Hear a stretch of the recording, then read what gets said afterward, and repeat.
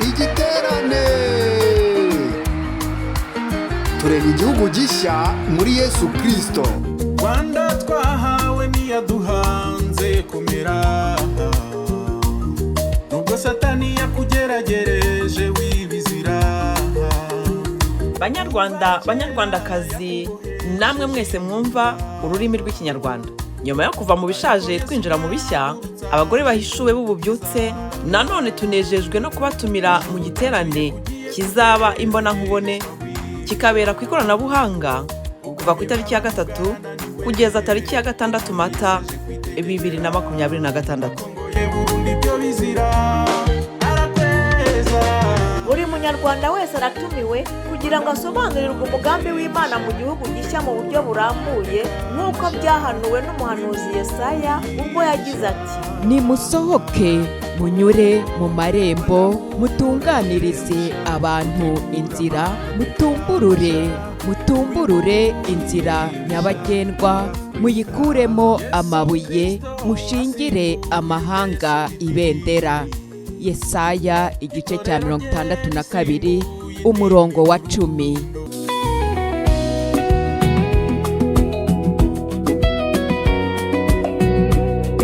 Iki giterane kizibanda cyane ku gusobanura no kwiyambura imyuka ya karinga n'ibyayo byose. Umuhuza mwunzi azerekana igipimo cy'ibyuririzi by'ubwoko, uturere, amadini, politiki n'amateka.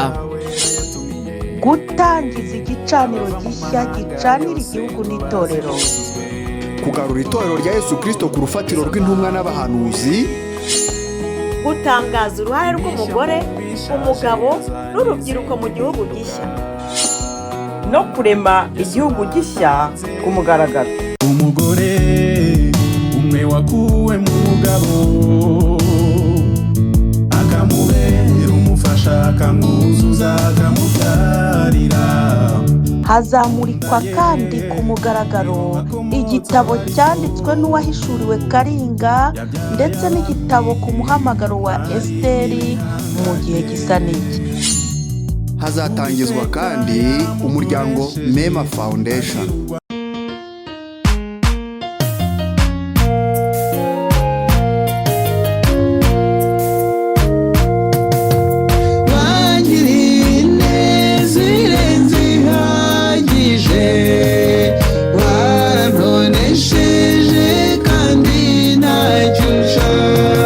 Iyandikishe bitarenze tariki ya 30 z'ukwa 3 2026, uhabwe linki yo kwinjiriraho. Ku bindi bisobanuro wabariza kuri nimero zikurikira: nimero ya mbere, akamenyetso ko guteranya 33 766 05 50 77. Nimero ya kabiri, akamenyetso ko guteranya 41 794 51 80 05, cyangwa kuri email info@abahishuwe.org.